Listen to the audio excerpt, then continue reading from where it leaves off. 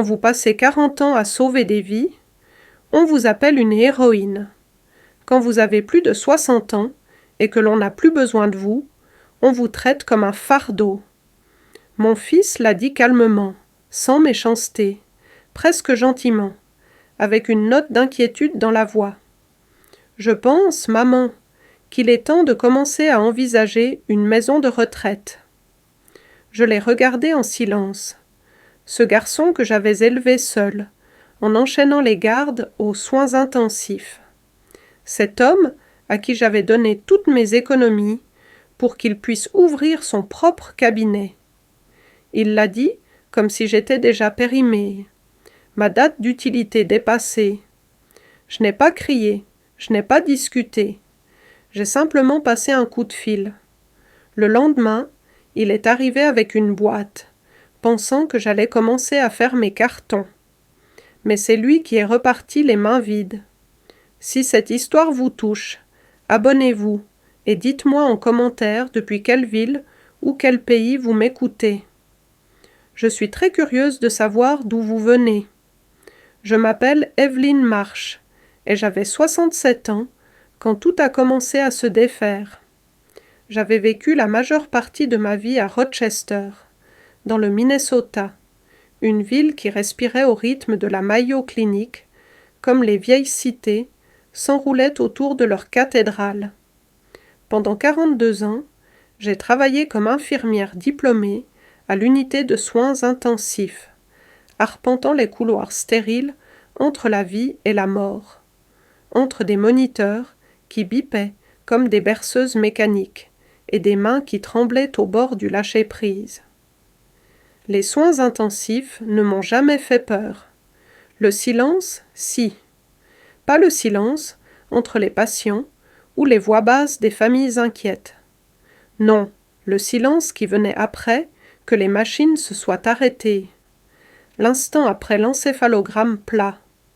La pièce ne semblait jamais plus vide que lorsque tout à l'intérieur s'était immobilisé.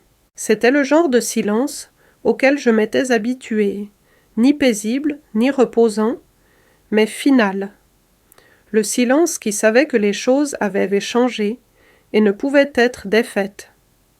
Quand j'ai pris ma retraite, ils m'ont offert une montre, une plaque et une longue salve d'applaudissements lors d'un déjeuner du personnel, préparé par le même traiteur qui avait alimenté la plupart de nos gardes de nuit. J'ai souri pour les photos.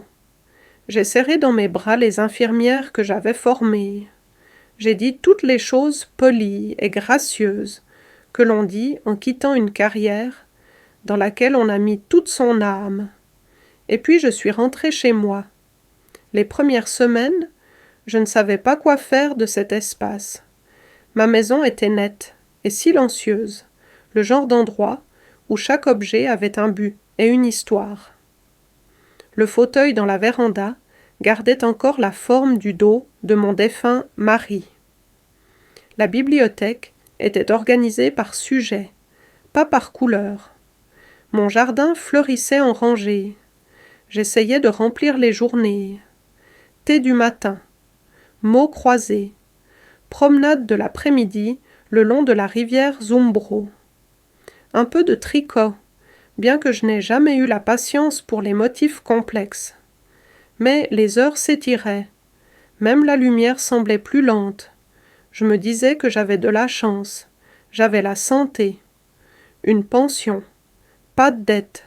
Pas de drame. Mon fils, Alex, vivait à Chicago, dirigeant son cabinet d'avocat, occupé par des réunions, des fusions et des clients, au nom de famille, qui sonnaient comme des institutions. Il appelait chaque semaine, parfois 2 fois.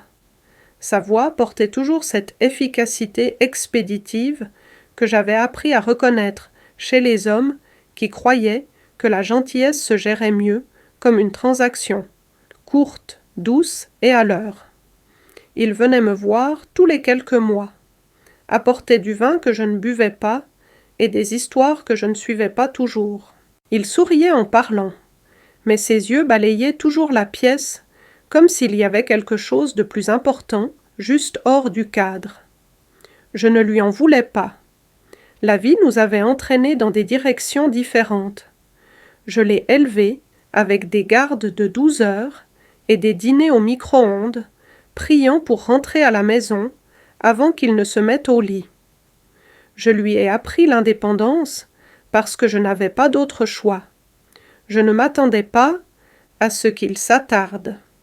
Pourtant, la maison semblait trop grande certains jours, non pas à cause de sa taille, mais à cause de l'absence qu'elle amplifiait. L'urgence des soins intensifs me manquait, le sentiment que chaque souffle comptait, que ce que je faisais avait du poids. À la maison, le seul bip venait du minuteur du four. Et quand le silence venait ici, cela ne signifiait pas que quelqu'un était mort. Cela signifiait juste que personne ne venait. Certains soirs, je m'asseyais dans le salon et je laissais la télévision diffuser de vieux drames médicaux que je ne pouvais pas prendre au sérieux. Ils ne comprenaient jamais le rythme. Personne ne faisait des hémocultures aussi vite. Personne ne pleurait aussi souvent pendant une garde. Mais je les regardais quand même, juste pour entendre à nouveau quelqu'un dire « code bleu », même si c'était de la fiction. Mes voisins étaient gentils. 2 veuves de la rue m'ont invité à rejoindre un club de lecture. J'ai dit oui, bien que je n'ai jamais fini le livre. Une femme de l'église est passée avec un plat et m'a demandé si je voulais rejoindre leur équipe de bénévoles pour les visites à l'hôpital. J'y ai pensé, j'ai même acheté un nouveau chemisier pour l'occasion. Mais je n'y suis pas allée. Je crois que j'attendais quelque chose. Je ne savais pas quoi. Pas de l'excitation. Pas de la romance. Quelque chose de plus petit. Un coup de pouce. Une raison de tourner la page. C'est au début du printemps qu'Alex a appelé pour dire qu'il viendrait pour le week-end. Sa voix semblait inhabituellement répétée, comme s'il lisait un script avec lequel il n'était pas d'accord. Il m'a demandé si j'avais besoin de quelque chose. J'ai dit non. Il a dit qu'il avait des choses à discuter. J'ai dit d'accord. Nous avons raccroché, et le silence après l'appel était différent de d'habitude. Il a duré plus longtemps. Il a bourdonné. La nuit avant son arrivée, j'ai nettoyé la maison plus minutieusement que nécessaire. J'ai lavé les draps des invités, même si je savais qu'ils ne resteraient pas dormir. J'ai fait rôtir un poulet au romarin et au citron, comme je le faisais quand il était encore au lycée et qu'il rentrait de l'entraînement de foot avec des crampons boueux et une faim sans fin. J'ai mis la table pour 2. J'ai disposé des serviettes en tissu. J'ai allumé une bougie, puis je l'ai éteinte à nouveau. La maison n'avait pas besoin d'ambiance, elle avait besoin d'honnêteté. Cette nuit-là, en pliant une couverture sur le canapé, j'ai pensé aux soins intensifs, à la façon dont nous préparions toujours la chambre avant l'arrivée d'un patient. Drap frais, moniteur propre, un espace remis à zéro. Non pas parce que cela améliorait le résultat, mais parce que cela donnait l'illusion du contrôle. Et le contrôle, j'avais appris, était la première chose que nous perdions tous. Silencieusement, sans cérémonie. Je ne pouvais pas nommer le sentiment que j'avais dans la poitrine. Ce n'était pas de l'appréhension. Ce n'était pas de l'espoir. C'était quelque chose entre les deux. Comme se tenir au bord d'une porte fermée, la main sur la poignée, se demandant quelle version de sa vie on trouverait de l'autre côté une fois ouverte. Je me suis couchée tôt cette nuit-là. Non pas parce que j'étais fatiguée, mais parce que je n'étais pas sûre de vouloir entendre ce que le matin pourrait dire. Alex est arrivé juste après midi le lendemain. Sa voiture est entrée dans l'allée avec sa précision habituelle, la peinture noire brillant sous le ciel couvert. Il est sorti dans un manteau sur mesure et des chaussures de ville, comme s'il sortait d'une réunion. Il ne portait pas de valise, juste un sac en cuir en bandoulière. Je l'ai observé depuis la fenêtre de la cuisine, alors qu'il levait les yeux vers la maison, s'arrêtait un instant, puis se dirigeait vers la porte d'entrée. Il n'y avait aucune hésitation dans sa démarche, juste de l'efficacité. J'ai ouvert la porte avant qu'il ne frappe. Nous nous sommes fait une accolade, brève, habituelle, quelque chose de plus proche du rituel que de la chaleur. Il a souri et a dit que c'était bon de me voir. J'ai rendu le geste. J'ai remarqué le léger pli entre ses sourcils, la façon dont ses yeux balayaient le couloir derrière moi, comme s'il parcourait déjà mentalement la conversation qu'il était venu avoir.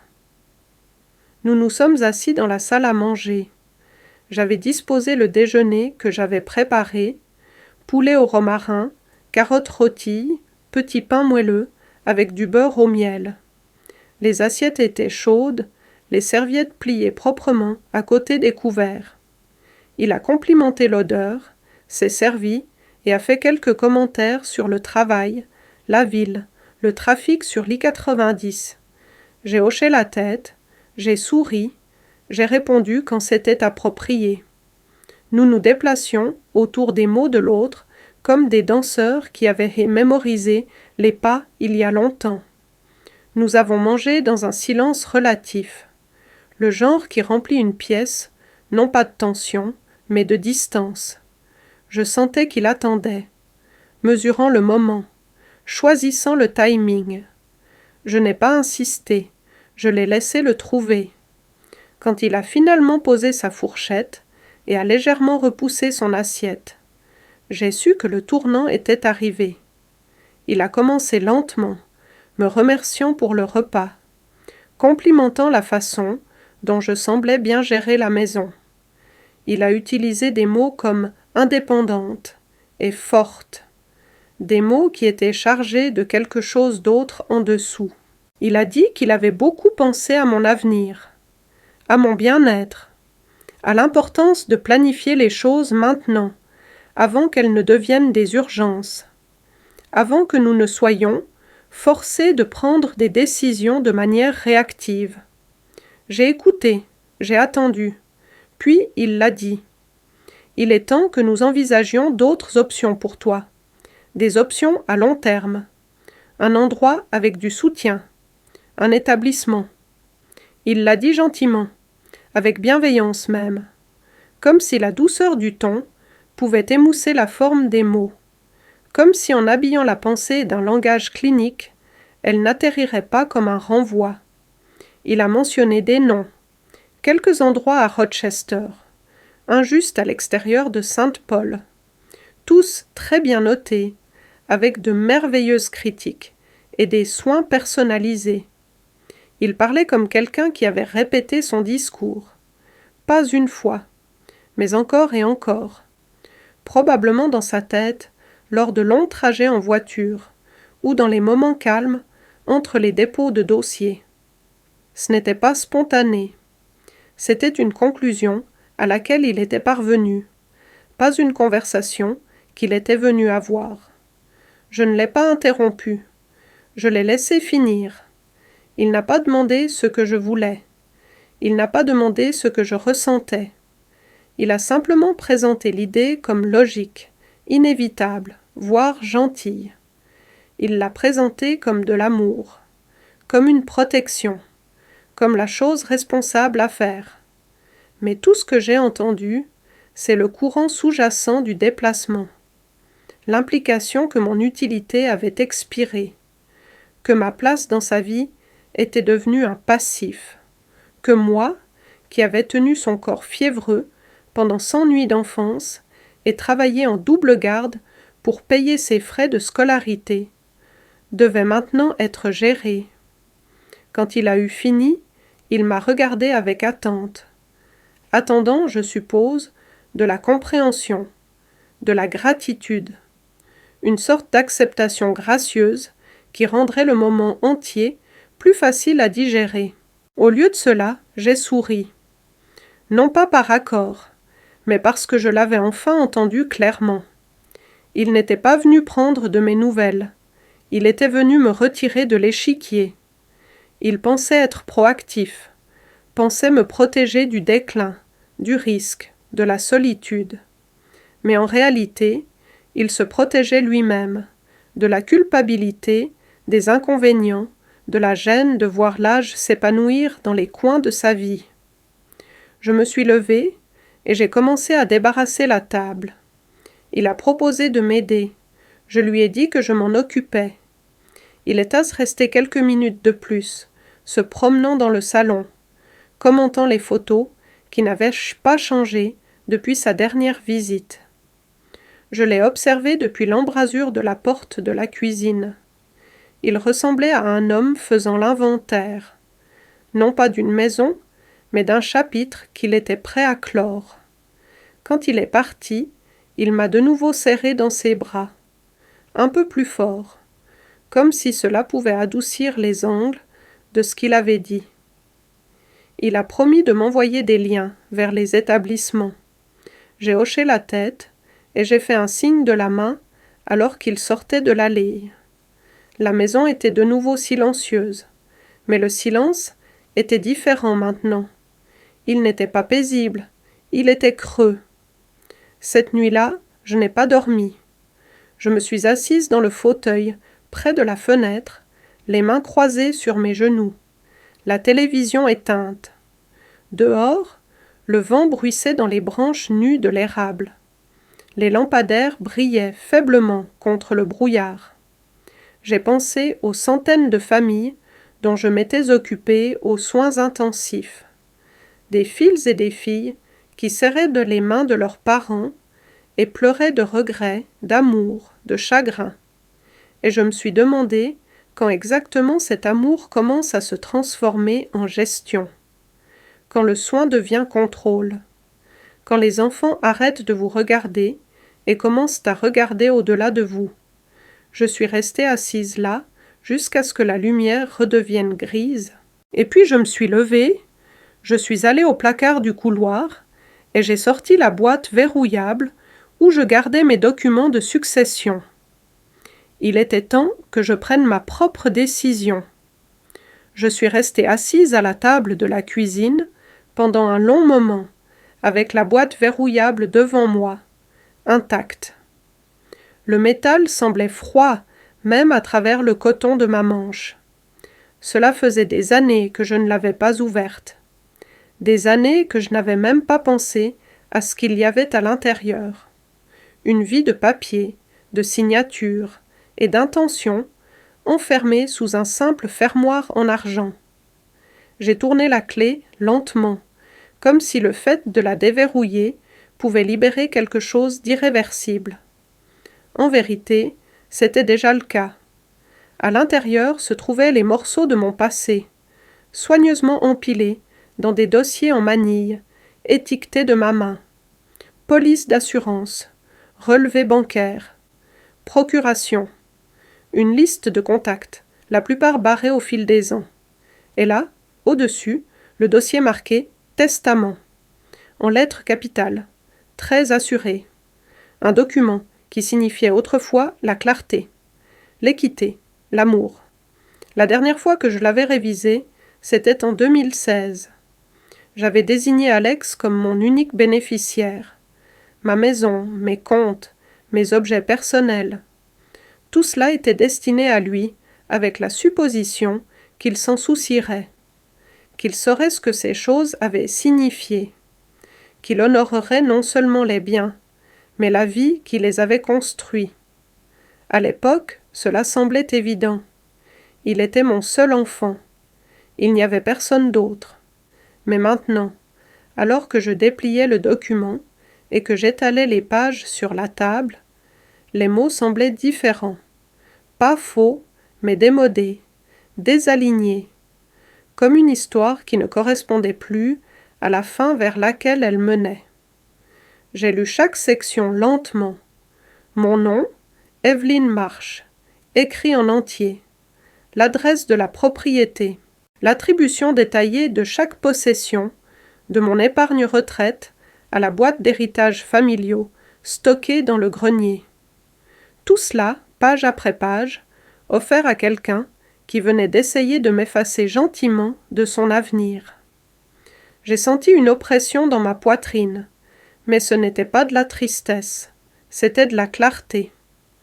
J'ai refermé le dossier et j'ai attrapé mon ordinateur portable. L'écran brillait dans la faible lumière de la cuisine. Mes doigts ont plané sur le clavier, hésitant seulement un instant, puis ont commencé à bouger avec détermination. J'ai cherché mon avocate. Elle s'appelait Judith Bradley. Nous nous étions rencontrés des années auparavant, quand elle était venue aux urgences, après s'être effondrée d'épuisement pendant un procès.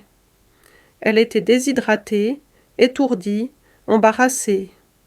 Je lui avais apporté une couverture et un jus de pomme froid, et elle ne l'avait jamais oublié. Plus tard, cette année-là, elle m'a aidé à rédiger la première version de mon testament. Je n'étais pas sûre si elle exerçait toujours, mais j'ai facilement trouvé son nom. Même bureau. Même photo sur le site web. Je lui ai envoyé un email immédiatement, gardant le message bref, mais direct. Je lui ai dit que je devais modifier mon plan de succession et que c'était urgent. J'ai appuyé sur envoyer et j'ai expiré lentement. Le curseur clignotait en retour, patient comme toujours. Elle a appelé le lendemain matin, sa voix aussi chaleureuse et précise que je m'en souvenais. Elle a dit qu'elle avait du temps, cet après-midi-là, et a proposé de venir chez moi. J'ai accepté. Quand elle est arrivée, elle n'a pas posé de questions. Elle a posé son sac sur la table, a sorti son bloc-notes et son enregistreur, et a écouté. Je lui ai tout dit, non pas avec émotion, non pas avec amertume, juste simplement. J'ai expliqué ce qu'Alex avait dit, comment il l'avait dit, et ce que cela m'avait fait ressentir. Je lui ai dit que j'avais passé ma vie à servir les autres, et que j'avais prévu de tout laisser à mon fils, non pas parce qu'il en avait besoin, mais parce que je pensais qu'il me voyait. Je lui ai dit que je ne le croyais plus. Judith n'a pas scié. Elle a hoché la tête, a tourné une nouvelle page et a commencé à rédiger. Nous avons passé plus d'1 heure à examiner chaque clause. J'ai révoqué entièrement le testament précédent. Le nouveau document a retiré Alex en tant que bénéficiaire principal. Au lieu de cela, j'ai désigné que mes biens soient répartis entre 3 bénéficiaires. Un fonds de bourse pour les aspirants infirmiers dans les communautés rurales, un programme de formation en soins palliatifs en partenariat avec la Mayo Clinic et une modeste fiducie gérée par une organisation à but non lucratif local qui fournissait des visites de soins à domicile gratuites aux personnes âgées à faible revenu. Judith n'a haussé un sourcil qu'une seule fois, quand j'ai demandé une clause spécifique stipulant que, en aucun cas, Alex ne pourrait contester le testament pour des raisons d'incapacité mentale ou d'influence indue. Je lui ai dit de la rédiger aussi fermement que la loi le permettait. Elle l'a fait. Elle m'a demandé si je voulais lui laisser quelque chose. Un souvenir, une lettre, même juste une photographie. J'y ai longuement réfléchi. Puis j'ai dit non. Il avait fait sa déclaration. Voici la mienne. Une fois que tout a été rédigé, elle a imprimé une copie temporaire pour examen et a programmé une signature officielle avec 2 témoins la semaine suivante. Elle m'a dit que j'étais résolue. Je lui ai dit que j'avais passé toute ma vie à suivre des ordres dans un hôpital où les vies étaient mesurées en dossiers et en résultats de laboratoire. Prendre des décisions ne me faisait pas peur. Être effacée en silence, ça, si. Après son départ, je suis restée seule avec le dossier à nouveau. Cette fois, avec une nouvelle étiquette. Testament mis à jour 2024. Je l'ai remis dans la boîte verrouillable, je l'ai fermé et j'ai tourné la clé avec finalité. Ce soir-là, Je suis sortie dans le jardin. Le soleil commençait à se coucher, baignant la cour d'une lumière ambrée. Je me suis assise sur le banc de jardin qu'Harold avait construit des années avant sa mort. Le bois s'était décoloré, mais il était solide. J'ai pensé à combien de choses dans la vie survivent, même quand on ne s'en occupe plus quotidiennement. Certaines choses perdurent, simplement parce qu'elles ont été bien construites dès le départ. J'avais passé des décennies à être utile, nécessaire, digne de confiance. Dans un hôpital, on apprend à lire le silence mieux que n'importe quel mot. On apprend à voir ce que les gens ne disent pas. Je voyais les mots de mon fils plus clairement que jamais, non seulement ceux qu'il disait à voix haute, mais ceux entre les lignes. Il pensait que j'étais un chapitre à clore, mais je n'avais pas fini d'écrire. Et maintenant, la fin serait la mienne. C'était un jeudi après-midi quand Alex est revenu. Je ne l'attendais pas. Je venais de rentrer de l'épicerie et je déballais encore des conserves et des flocons d'avoine quand j'ai entendu la sonnette. J'ai regardé par le judas et je l'ai vu là, debout, portant une veste sombre, son expression indéchiffrable. Dans ses mains se trouvait une boîte en carton, pas grande, mais assez pleine pour nécessiter les 2 bras. J'ai ouvert la porte et il m'a fait un sourire forcé, du genre qui essaie de passer pour décontracté, mais qui porte trop de poids derrière lui. Il est entré sans attendre d'invitation. J'ai remarqué la façon dont il regardait la maison, comme s'il cataloguait mentalement ce qu'il faudrait déplacer, ce qui pourrait être vendu ou stocké. Ses yeux ont passé sur les photos encadrées sur l'étagère, le plaid crocheté sur le fauteuil, la théière en porcelaine sur le comptoir de la cuisine. C'était le regard de quelqu'un qui se préparait à une transition. Pas de deuil, pas de réminiscence, juste du tri. Il a posé la boîte dans l'entrée. Je n'ai pas demandé ce qu'il y avait dedans. Je n'en avais pas besoin. Il a recommencé à parler d'un établissement. Cette fois, avec plus de certitude, comme s'il avait déjà pris les dispositions.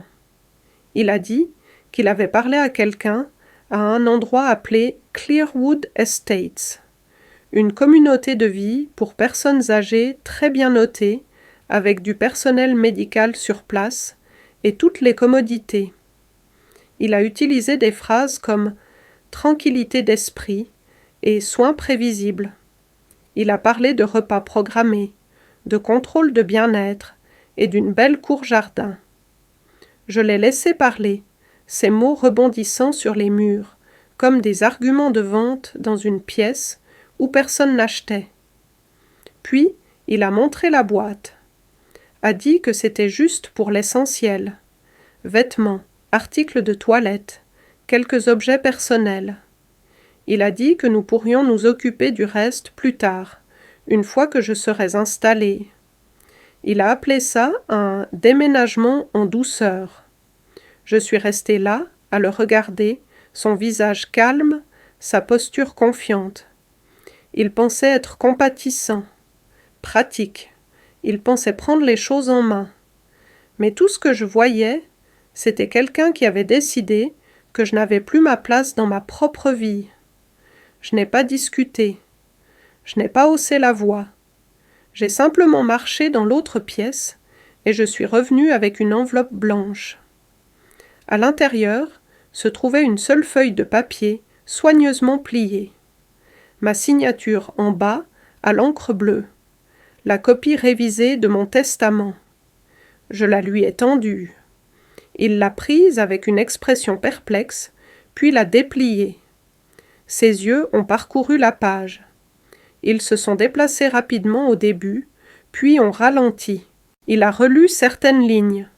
J'ai vu sa mâchoire se crisper, les coins de sa bouche se replier vers l'intérieur. Quand il a atteint le dernier paragraphe, il a levé les yeux vers moi. Pour la première fois depuis longtemps, il était silencieux. Il n'a pas posé de questions. Il n'a pas cherché d'excuses. Il est juste resté là, tenant le papier comme s'il lui avait brûlé les mains. J'ai ramassé la boîte qu'il avait apportée et je l'ai portée jusqu'à la porte d'entrée. Elle était plus lourde que je ne le pensais. Je l'ai posée doucement sur le porche. Il m'a regardé faire mais n'a rien dit. Je me suis retournée vers lui et j'ai attendu. Il a hésité une seconde, puis a suivi. Il est sorti, non pas avec colère, non pas avec défaite, juste avec la confusion fragile et stupéfaite de quelqu'un qui avait mal lu les règles du jeu. J'ai fermé la porte derrière lui. Je ne l'ai pas claquée. Je n'en avais pas besoin. Le clic du verrou était suffisant. De retour à l'intérieur, la maison était de nouveau silencieuse, mais cette fois, c'était différent. Pas creux, pas anxieux, juste immobile, comme si quelque chose avait été soulevé ou expiré. Je suis retournée à la cuisine et j'ai continué à déballer les courses. Chaque conserve cliquetait doucement, alors que je la plaçais sur l'étagère. J'ai préparé une tasse de thé et je l'ai apportée au fauteuil de la véranda. La lumière du soleil s'était déplacée sur le sol, longue et dorée maintenant, s'étirant sur le tapis comme une invitation chaleureuse. Je me suis assise et j'ai enroulé le plaid autour de mes épaules. Dehors, sa voiture a démarré. Je ne me suis pas levée pour le regarder partir. Je n'avais pas besoin de le voir. La boîte était partie. Et l'illusion que je devais à quiconque, ma reddition aussi.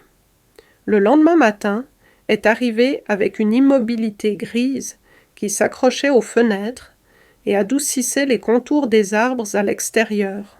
J'ai commencé ma routine matinale lentement, comme si mon corps s'adaptait à un autre type de gravité. Il n'y avait pas d'urgence, pas de liste de contrôle à suivre. La maison était silencieuse, à l'exception du léger bourdonnement du réfrigérateur et de la bouilloire qui commençait à fumer. Je suis restée dans la cuisine, regardant la vapeur s'élever de mon thé, et je me suis demandé ce qu'Alex ressentait à ce moment précis. La nuit précédente s'était terminée sans drame. Pas de cris, pas de supplications, juste la douce fermeture de la porte et le son lointain des pneus crissant sur le gravier. C'était la confrontation la plus silencieuse que j'ai jamais eue, et peut-être la plus efficace, parce que parfois, le silence porte une finalité qu'aucune voix élevée ne peut égaler. Je m'attendais à une réaction. Peut-être pas tout de suite, mais finalement. Elle est arrivée vers midi. Le téléphone a sonné. Son nom s'est allumé sur l'écran. Je l'ai laissé sonner 4 fois avant de répondre. Je voulais lui laisser de l'espace pour réfléchir avant de parler. Quand j'ai finalement décroché, il y a eu une longue pause de son côté, comme s'il n'était pas sûr de la version de moi qu'il accueillerait. Sa voix était différente, plus ferme et posée, mais plus mince, presque hésitante. Il a demandé si je pensais ce que le document disait. Il avait l'air de quelqu'un qui venait de découvrir une clause cachée dans un contrat qu'il pensait avoir rédigé lui-même. Je lui ai dit que j'avais tout examiné attentivement, avec mon avocate, que c'était légal, notarié, attesté et complet. Il est toujours resté silencieux à nouveau. Puis le choc est venu dans sa voix. Pas de la colère, pas même de la déception, juste de l'incrédulité, comme si l'idée même que son héritage n'était pas garanti ne lui avait jamais traversé l'esprit. Il a demandé pourquoi je ne lui avais pas dit que je ressentais ça. Je lui ai dit que je l'avais fait, de manière qu'il n'avait pas remarqué. À travers les dîners qu'il a manqués, les visites qu'il a écourtées, les conversations qu'il a détournées de tout ce qui était plus profond que la logistique, à travers la façon dont il a planifié mon avenir, comme si j'étais un projet, pas une personne. Il n'y a pas eu d'excuse, seulement le silence. Et puis, finalement, Il a dit qu'il ne pensait pas que je le ferais. C'est cette partie qui m'est restée. L'incrédulité. Non pas parce qu'il ne pensait pas que je pouvais le faire, mais parce qu'il ne pensait pas que je le ferais. Il m'avait sous-estimé, pas seulement en tant que femme, pas seulement en tant que mère, mais en tant que personne, quelqu'un avec des limites, avec des bornes, avec la force tranquille de tracer une ligne et de la tenir. Après la fin de l'appel, je me suis assise dans la véranda avec le téléphone posé sur la table à côté de moi. Le ciel à l'extérieur avait commencé à passer d'un gris plat à un argent plus chaud, comme si la lumière essayait de percer. J'ai pensé à toutes les années que j'avais passées à croire que l'amour signifiait tout donner, que le sacrifice faisait juste partie du travail, que les mères étaient censées être reconnaissantes de l'espace qu'on leur permettait de garder. Mais je n'étais plus dans le business de me réduire. Cet après-midi-là, j'ai reçu 2 autres appels. Un de l'associé d'Alex, une femme nommée Denise, que je n'avais rencontrée qu'une seule fois, à une fête de fin d'année des années auparavant. Sa voix était professionnelle, mais empreinte de curiosité. Elle a dit qu'Alex avait été un peu secoué et qu'il m'essayait de digérer les choses. Je lui ai dit que ce n'était pas une discussion juridique et que mes documents n'étaient pas soumis à l'examen de quiconque en dehors de mon conseil. Le deuxième appel provenait d'un numéro inconnu. Une voix que je n'ai pas reconnue, son ex-femme, Mélissa. Nous ne nous étions pas parlé depuis le divorce, et même alors, notre relation avait été au mieux polie. Elle m'a surprise. Elle a dit qu'elle comprenait, qu'elle avait vu les mêmes schémas, que peut-être maintenant il commencerait à écouter. Ce soir-là, j'ai préparé un dîner simple. Saumon au four, haricots verts, une petite salade. J'ai mangé à la table de la cuisine, avec la radio jouant doucement en arrière-plan. Pas de nouvelles, juste de la musique. Du jazz, je crois. Quelque chose sans parole. Après, je me suis assise dans le salon, avec une tasse de thé, et j'ai regardé la lumière s'estomper. La maison semblait pleine, non pas de gens, mais de paix. Il n'y avait pas de tension pressée contre les murs, pas d'attente planant dans les coins, juste moi, dans mon espace, avec la dignité que j'avais reconquise. Cette nuit-là, en me préparant à me coucher, j'ai ouvert la petite boîte en bois sur ma table de nuit. À l'intérieur se trouvaient quelques vieilles lettres, une photo délavée d'Harold et une liste que j'avais écrite sur un bloc-notes jaune des années auparavant. En haut de la liste, en lettres capitales, j'avais écrit « Ce que je veux laisser derrière moi ». Je l'avais voulu métaphoriquement à l'époque. Des souvenirs, des histoires, des leçons. Mais maintenant, je savais que c'était plus que ça. Il ne s'agissait pas de ce que je laissais derrière moi. Il s'agissait de ce que je choisissais de faire avancer, et de ce dont je refusais d'être effacé. Cela a commencé comme une onde. Un message ici, un message vocal là. Discret au début, comme la marée qui se retire du rivage. Mais je sentais que ça montait. La vague n'a pas déferlé d'un seul coup, elle a rampé. Et puis, sans crier gare, elle a déferlé. Le premier appel venait d'une femme nommée Sandra, quelqu'un dont je me souvenais vaguement d'un déjeuner de charité auquel Alex m'avait emmené des années auparavant. Elle avait l'air gênée, trop joyeuse. Elle a dit qu'elle avait récemment parlé à Alex et qu'elle avait entendu dire que je faisais de grands changements. Elle a utilisé cette expression de grands changements, comme si elle commentait un nouveau papier peint ou une coupe de cheveux ratée. Je pouvais l'entendre dans sa voix, la façon dont elle sondait doucement, essayant de tirer une version de l'histoire qu'on ne lui avait pas racontée. Je ne lui ai rien donné.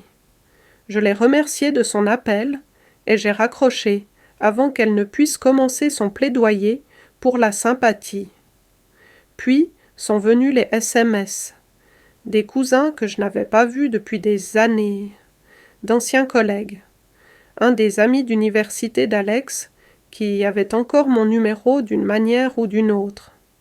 Il n'était pas hostile, juste curieux. Il me demandait comment j'allais, me demandait si j'allais bien.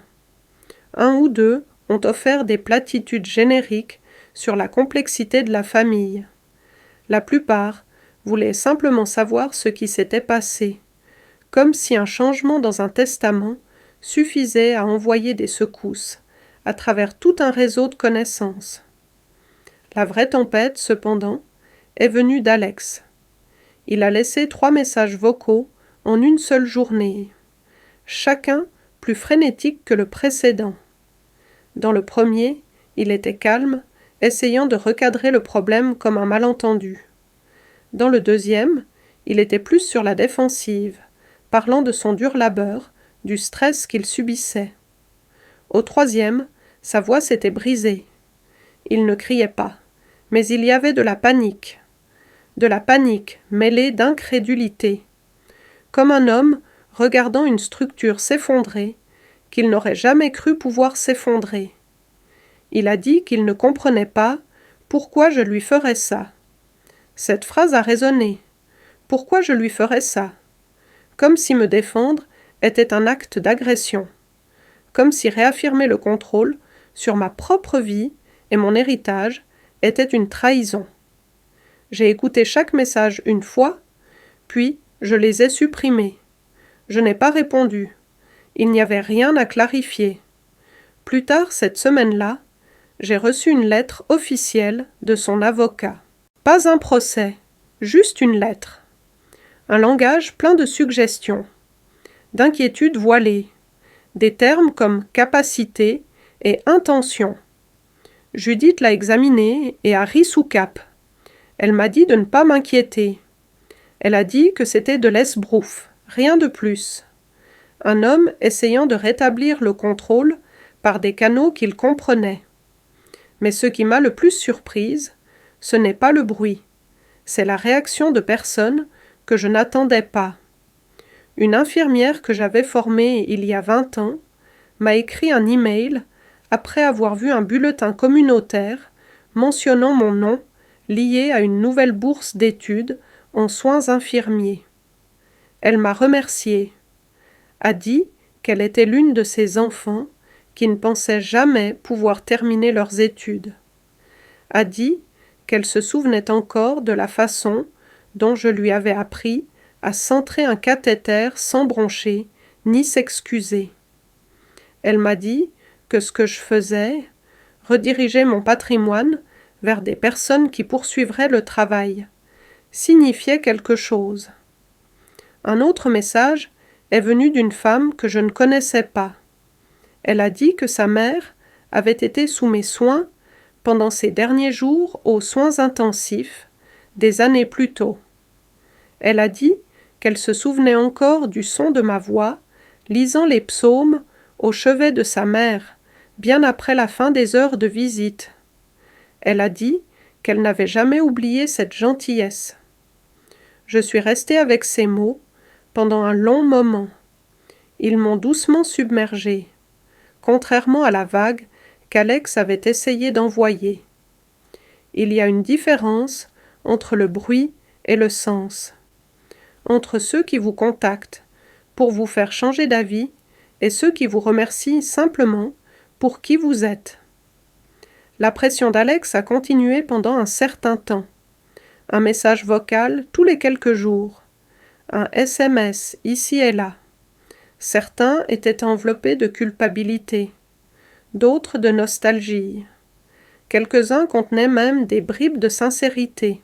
Je croyais, à sa manière, qu'il luttait, non seulement avec la perte d'un héritage, mais avec la révélation que je n'étais pas celle qu'il pensait. Ou peut-être que je ne correspondais plus à la version de moi qu'il avait créée pour sa propre convenance. Il voulait que sa mère soit douce, généreuse, prévisible. Mais j'avais déjà été toutes ces choses. Maintenant, j'étais autre chose. J'étais résolue. Un soir, vers la fin mars, j'ai fait une longue promenade le long du lac Silver.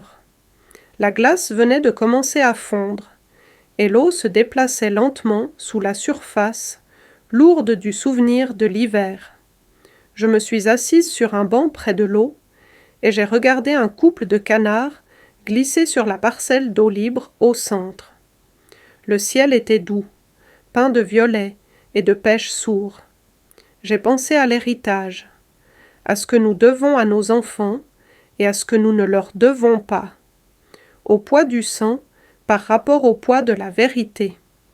J'ai pensé à la façon dont nous héritons non seulement de l'argent ou des biens, mais des schémas, des attentes, des silences. J'en avais fini avec le silence. J'en avais fini avec l'héritage, comme une obligation. La vague était venue, et j'étais toujours debout. Non pas seulement parce que je m'y étais préparé, mais parce que je m'étais enfin souvenu que le rivage était à moi.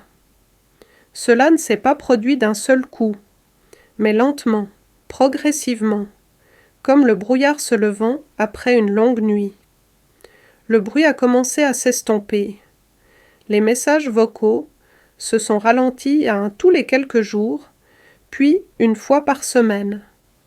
Les SMS sont devenus plus courts, plus hésitants, jusqu'à ce qu'ils s'arrêtent complètement. Plus d'appels de son cabinet d'avocat, plus d'amis lointains posant des questions prudentes, plus de murmures d'inquiétude déguisés en curiosité. Il n'y avait que le calme, mais ce calme était différent. Il ne bourdonnait pas de tension ou d'attente.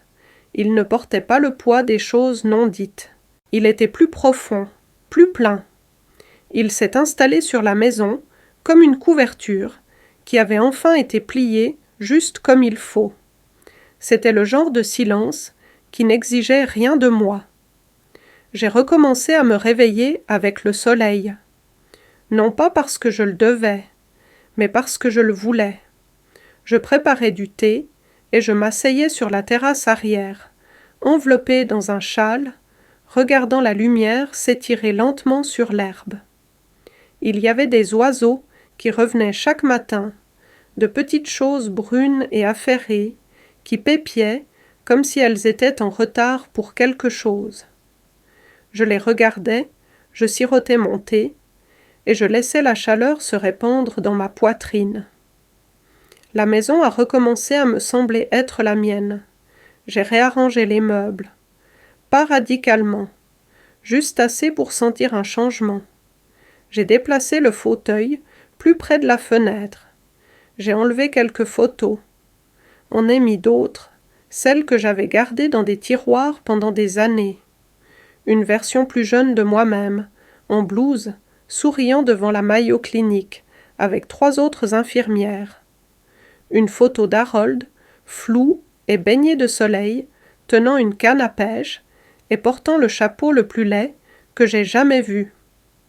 Un cliché de moi et d'Alex quand il avait 5 ans, tous deux couverts de farine après une expérience de pâtisserie qui avait mal tourné.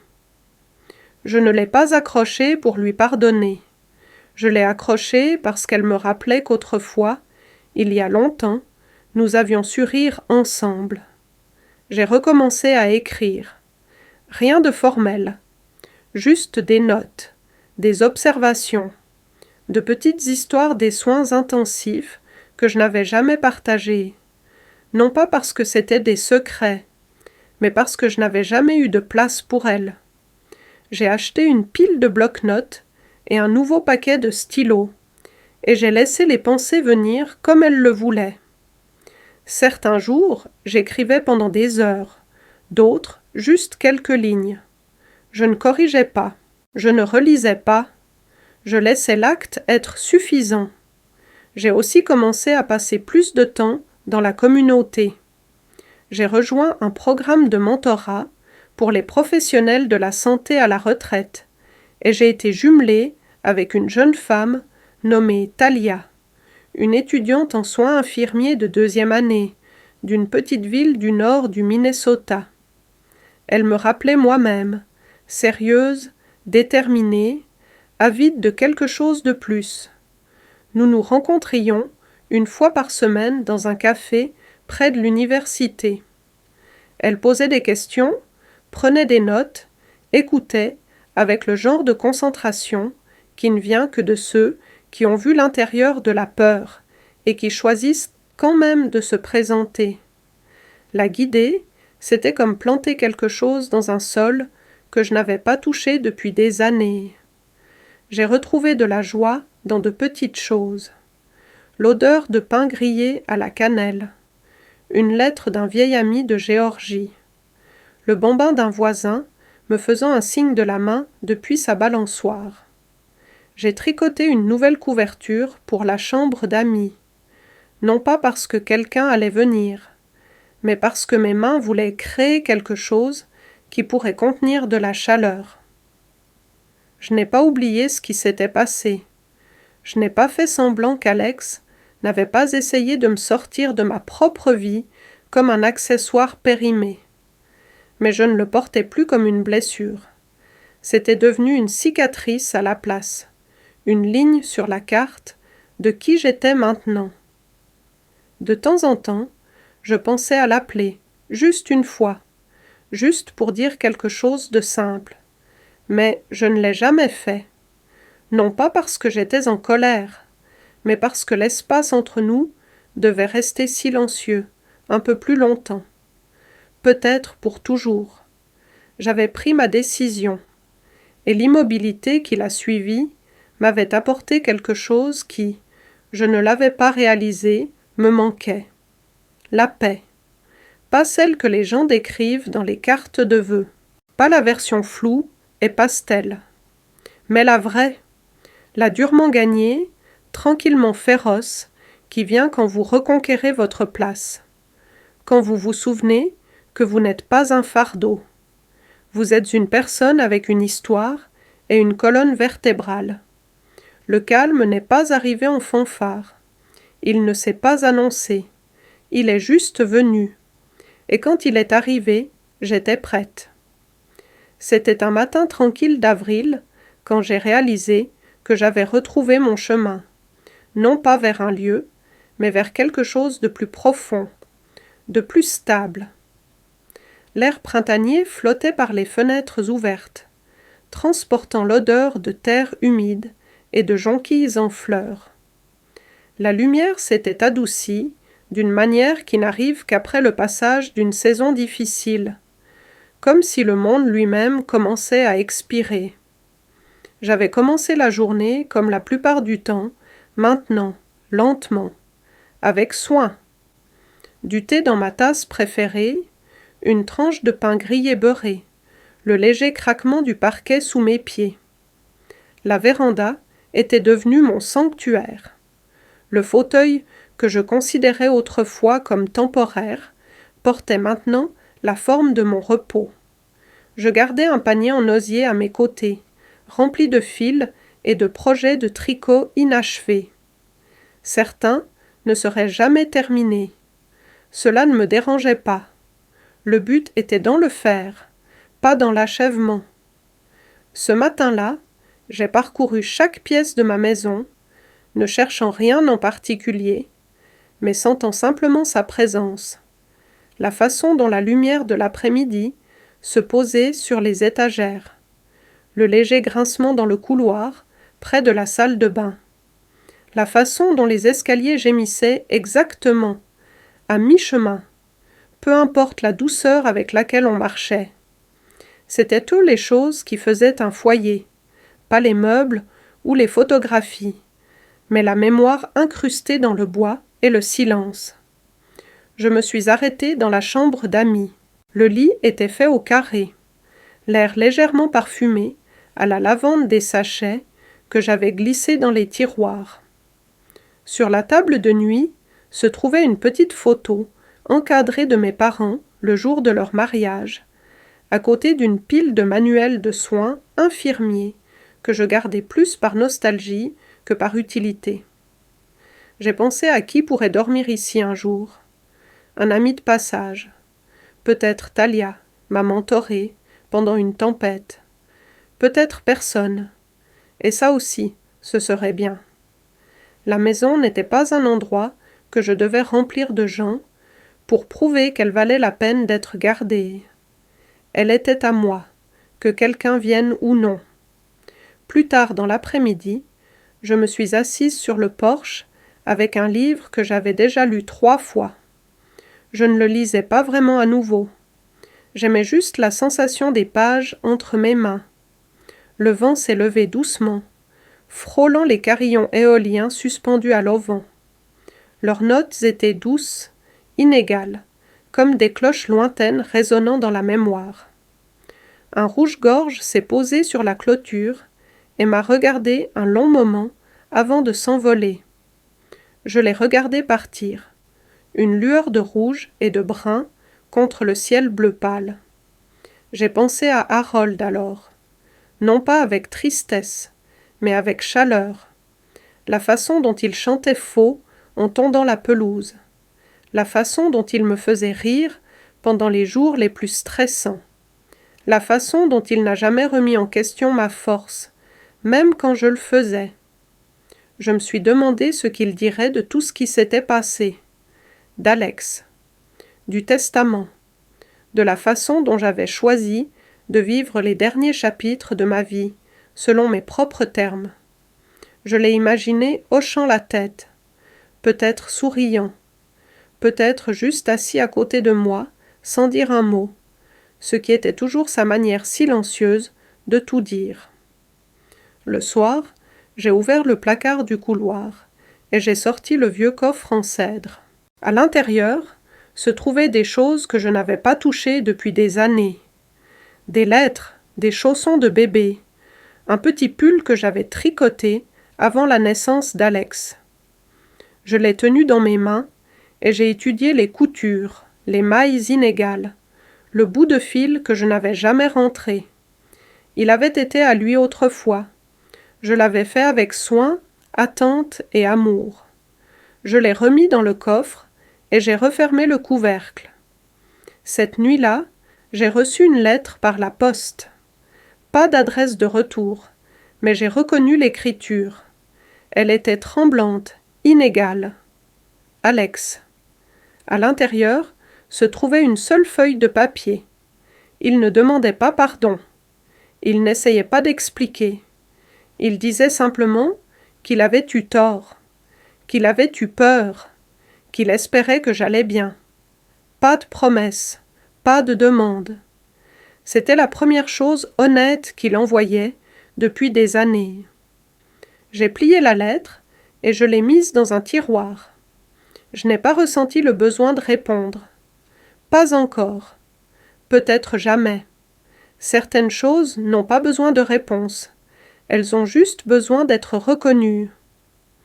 Avant de me coucher, j'ai traversé la maison une dernière fois, éteignant les lumières, vérifiant les portes. La maison ne ressemblait plus à un abri. Elle ressemblait à une extension de moi. J'avais construit une vie entre ces murs qui ne nécessitait ni validation ni permission. Alors que je retirais les couvertures et que je me glissais dans mon lit, j'ai regardé la pièce. La lampe projetait une douce lueur sur les murs. La fenêtre était entr'ouverte, juste assez pour laisser entrer l'air de la nuit. Au loin, un hibou a crié une fois, puis une autre, avant de disparaître dans l'obscurité. J'ai fermé les yeux et j'ai laissé l'immobilité s'installer.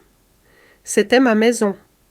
Non pas à cause de ce qu'elle contenait, mais à cause de ce que je n'avais plus apporté à l'intérieur. Et pour la première fois depuis longtemps, je n'avais pas l'impression d'attendre quoi que ce soit. J'étais exactement là où je devais être.